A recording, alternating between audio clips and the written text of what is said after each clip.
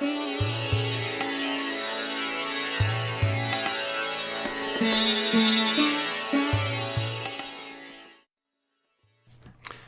and welcome to Leadership as a Philosophy, Not a Checklist, Book Discussion 19, The Leadership Secrets of Attila the Hun by Wess Roberts, Ph.D.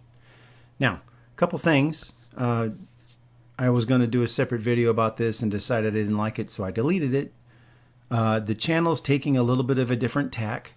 My initial production schedule was designed to sort of prove or look for evidence to see whether or not the stuff that I was talking about was correct or not. And I think that I've sort of done that. So I basically was looking at my schedule and said, I don't think I need to do that anymore. I think there's enough evidence to now show that at least it doesn't require a pile more evidence. Fine. So then I went and redid it, but this book was still on it. And so I decided that what I'm going to do now is take the initial body of work is now the standard that I will use to measure other leadership books, other leadership discussions, other things. Instead of looking for proof, it's, hey, this is valid or this is not. Or I don't think that this is useful or I think it is. And so hopefully you're around for that, because then I think it's still, once again, these are not my ideas. These are ideas that have been around for thousands of years. So take those ideas and have discussions about the book and maybe use my video or use my comments as a launching point to at least, here's my ideas, so at least there's a direction. Because this is another one of those books that when it first came out, I heard a bunch of people say you have to read it, but nobody said why. And I'll even show you. This is my copy, right? And you can tell I've had it forever because the pages are falling out. Nope. Yeah, look. Pages coming out of the book. I've had this thing since 1990. I'm pretty sure I got it after I had been promoted to a higher rank of responsibility in the Army. And when I got it, my first reaction to it was I didn't like it. It confused me. And the reason it confused me, I didn't understand. But I read it. And then I kept it because the title's cool, hey, Attila the Hun and leadership things. So, as always, everything that I'm doing is with the utmost respect. At this point, the author has published millions of books. I still haven't even gotten my first draft looked at by anybody. So I'm not one to criticize. But I do want to talk about the work that they put out. So this book basically has some vignettes that are sort of about Attila the Hun, and then in each chapter there's some steps or some precepts. And so what I found finally, now that I've got this, right, now that I've done all this work, I find out why I was frustrated. Because many times each chapter has the same ideas that's just written a little bit different. And so as we go through this, I'll show that work. And so what I really think is there's one I'm getting ahead of myself. But basically, I'm going to go through and extract some of the things that I think are great and talk about where they might be a little different, just in an effort to give you some perspective. Because when I got this, there was already 500,000 copies sold, and then now there's millions. And so I'm looking at something going, if this has millions of people reading it, what's so great about it? Well, I've never found what's so great about it. Never found what's so great about a whole lot of leadership books. So it's almost like it gets put on somebody's reading list, or some CEO says, this is the book. And so everybody runs out and buys it to impress the boss, and nobody reads it. I don't know. But this is my effort, right? I think that by now, again, I've got 2 years of work on this. You understand that I'm not doing this from a point of arrogance or condescension, because like I said, I'm navel lint. I'm nobody, right? So let's get right into it. So comments on the book. So first of all, it's an excellent philosophical book. So got a lot of philosophies, short sentences that you could apply infinitely. Now, the short sentences, as I said, you go through the chapters and it's like he'll say the same thing 5 times in a little bit different way. And so I go, well, I can consolidate into one comment. It's difficult, though, because then it's, well, what about now? Well, look, it still applies. What about now? It still applies. Remember, we talk about leadership being a philosophy. It should be as few steps as possible that can be applied the maximum numbers of ways. So the wisdom is mostly correct. And I say wisdom because some of the lines in there I still don't understand. And I read it when I was 20 something, and I'm reading it when I'm 50 something. And I'm still confused by, I remember the line. I'm going, I remember this one, and I still don't get it. And so some of the history lessons, because I thought at first it was a historical record, and it's not. It's a clever way to use Attila as a theme, as a avatar to then balance this stuff off of. So it's all fine, right? And then many of the lessons, if you analyze them, have foundations in the 4 essential characteristics: humility, integrity, empathy, and vigilance. Now, I'll show you on the next slide a little bit of a difference. Now, let's go to, whoops, I'm sorry. You know, when you think you're paying attention. So there's some terms I have the problem with. One of the chapters is called Lust for Leadership. I didn't like that when I was 20, and I don't like it now, because I don't think that you should have one of the 7 deadly sins for leadership, because lust for leadership is like a lust for power. It's a lust for money. It's a lust for greed. It's a lust for that. And so then you go through and read the chapter, and basically 1/3 of the stuff says, make sure that you can delegate. 1/3 of it says, you have to have the ego that says that you're amazing and understand that you're over the top. Again, we know that that's not right because it doesn't talk about humility. Then at the end, it says, don't let your lust get away with you. Well, then don't call it lust, because I think the last line in that chapter is something about you need to have a passion for success. Okay, I get that, because I don't like losing ever. I get that, right? And then it says paying and receiving deference, which I don't understand. I still don't get this chapter. But the entire chapter is mostly about humility. And I'll show you why I bring this up. Because again, if we're going to use the archetypical leadership model as a standard to measure things against, then we're going to use those characteristics. 2 chapters in the book are perfect, and I wouldn't change anything. And that is chapter 9 on lead the charge, and number 10, which is on decisions. Now, I'm going to go to the next chapter. So this one is the principles and characteristics of leaders. And so I'm going to lay all these out because what I did was some analysis. Whoop. So here's the analysis. So it says that principles of leaders, so you have to have loyalty, courage, empathy. Now I color-coded these. Integrity, right? So integrity is loyalty and courage, because remember, we've done something on loyalty. It's 2 ways. Loyalty is sometimes saying that somebody screwed up. Courage is sometimes saying that somebody screwed up. It's also saying that we're going to do this even though you think it's goofy. Decisiveness, anticipation, timing, and stewardship are all vigilance. So you see what I mean? There's a bunch of words, but if you condense them, suddenly they make the 4 essential characteristics. And then you've got accountability, responsibility, credibility, and dependability. Well, how do you get all of that? Well, integrity.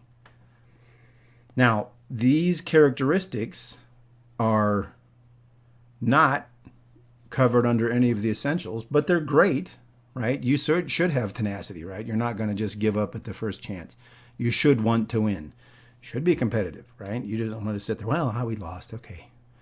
Emotional and physical stamina, absolutely. But these are all personal characteristics. I almost wonder if these are personality traits. I almost wonder if we're looking at the big 5, if this is conscientiousness, I'd say conscientiousness, and then positive emotion. So that'd be sort of extroversion, but not super high in extroversion. And then, I don't know. I'd have to think about that some more. Interesting. Here I've been working on this for a week and a half, trying to wrestle how to present this the best way. So here's the principles and characteristics. Great. Okay, now I'm going to change over to, I basically wrote this down so that I could show it to you. But even in this case, so this is what I'm going to be reading off of. This is all of that chapter. I'm not going to share it all because if you want to see all this stuff, go buy your own copy. You know what I mean? I don't want to get in trouble for copyright stuff because that'll just blast me.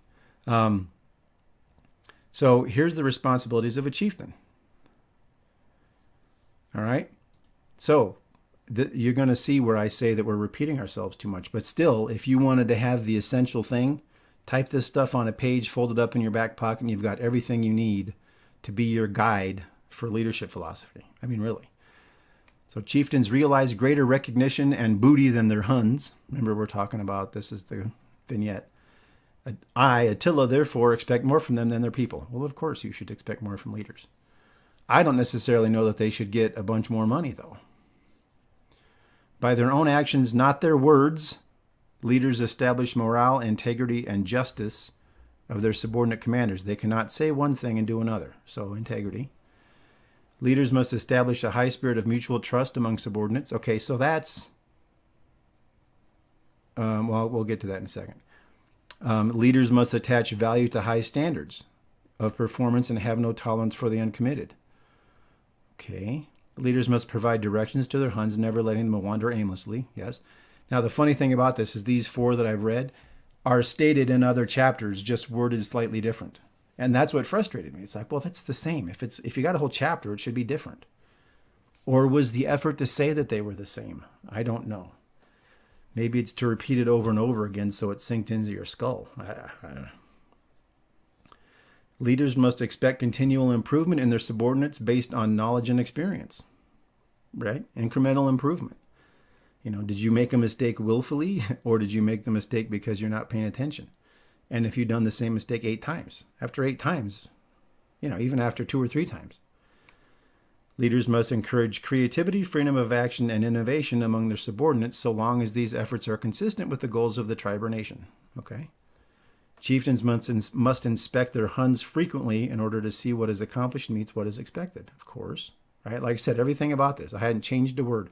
I changed the order because they were kind of repeating things and kind of didn't make sense. So it's like you could almost condense these down into something smaller.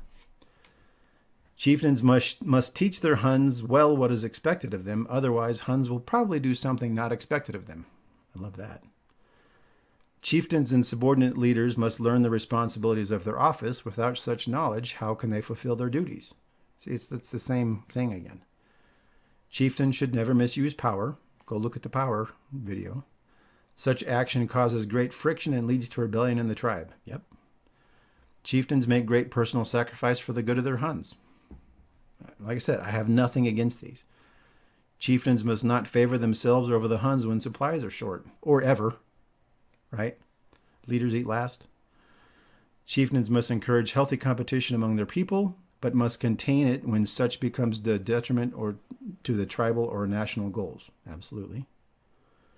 Chieftains must understand that the spirit of the law is greater than the letter, which means what? Leadership's a philosophy, not a checklist. Chieftains must never shed the cloak of honor, morality, and dignity.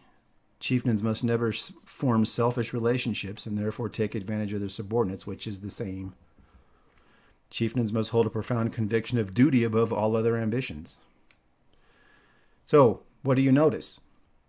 Well, you go through there and it talks about humility, but over here in the principles, we're not talking about humility.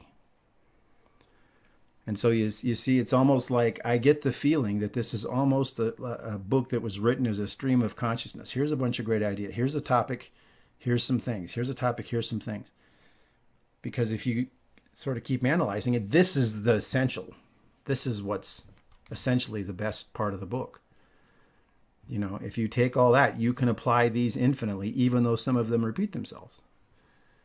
And so it's a neat book. You could probably read it if you really focused in an hour. It's 109 pages. And, at the end of the book is this part called Attilaism, Selected Thoughts of Attila. And so then it's got advice and counsel and character and courage and decision-making. Well, humility is in the character chapter, but it's not under the essential principles and characteristics. See what I mean? I'm looking for consistency. So the book has all 4 of these characteristics. It just doesn't have them all together. And it doesn't call them out as strictly as I would like. But that's that. So, fun book. Worth reading. And there's one thing I forgot. Hold on one second.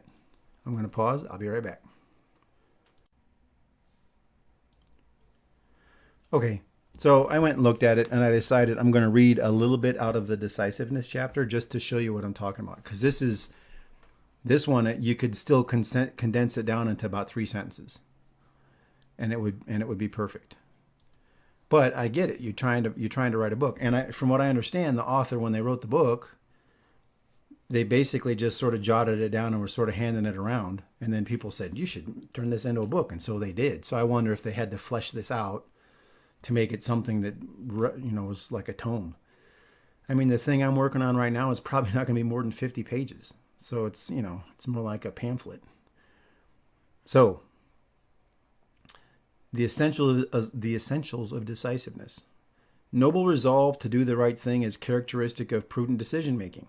Responsible decisions are difficult to improve upon. See what I mean? It's flawless. Wise is the chieftain who never makes a decision when he doesn't understand the issue. In decision making, valor is guided by prudence. So I was telling somebody once, they asked how I make decisions. I said, well, looking at the situation, and right away I say, there may be 10 elements of information that I need. There's 3 that are critical. If I get the other 7 and not the 3 critical ones, I still won't decide. If I get the 3 critical ones right away, I'll decide. Or sometimes if you have to make the decision and I've got 2 of the 3, I'll wing it. If I've got 1, I say, look, we're not doing anything until we find out more. Everything stop. Because you try to rush. Yes. A chieftain should allow her subordinates, the privilege of making decisions appropriate to their level of responsibility. Weak is the chieftain who reserves every decision for themselves out of fear they might lose control. A chieftain who fails to accept full decision-making responsibility or who blames others for their own bad decisions is weak and lacking in an essential inherent quality of leadership, integrity. Rare are their perfect decisions. We've talked about this a million times. Well, not a bunch, several times in this series. The best decisions are usually the more prudent of the logical alternatives. When you must be overly persuasive in gaining support for your decision, it's usually a bad one. Like I said, this is perfect. This and the chapter before, you don't need any of the other chapters. If the consequences of your decision are too grim to bear, look for another option. Compassion is the byword when making difficult decisions that unavoidably have temporary or long-lasting adverse consequences.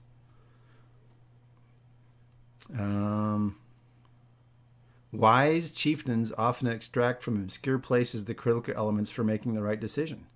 The key is learning to find the obscure places and recognize the critical elements quickly. See? I mean, it's amazing. Chieftains should delegate only those decisions they want their subordinates to make. Conversely, chieftains who inappropriately make decisions for their subordinate leaders diminish the potential that exists for young chieftains to learn and grow by exercising their judgments and being held accountable for the consequences of their decisions. It's a perfect chapter. So, with that in mind, I still recommend this book with the idea that you go in looking for humility, integrity, empathy, vigilance, and then the talent to lead. Because even then, you still can't just take any person and make them do this stuff. So, like I said, I think it's a great book. When I first read it, like I said, I didn't understand, I didn't get it, but it's because it didn't have a framework.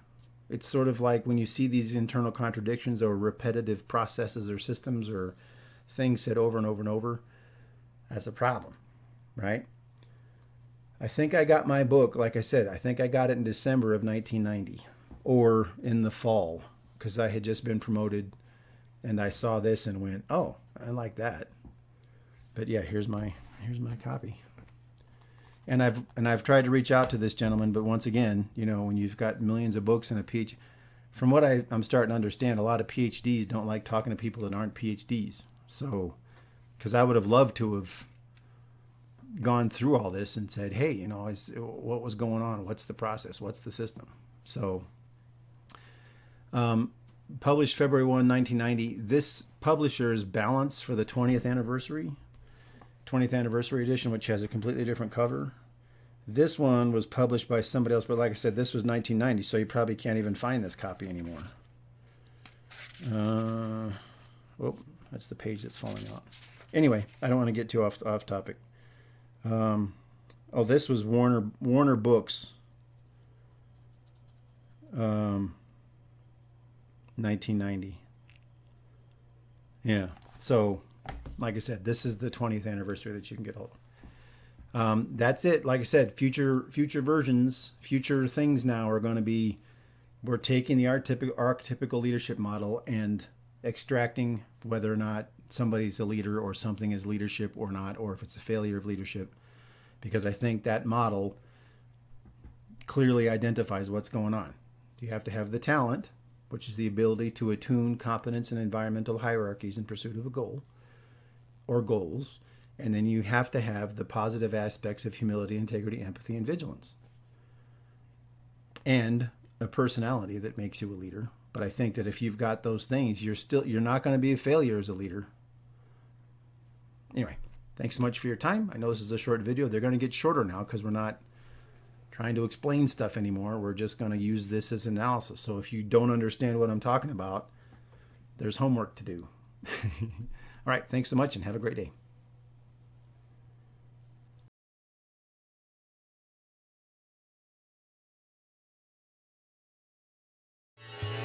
Yeah.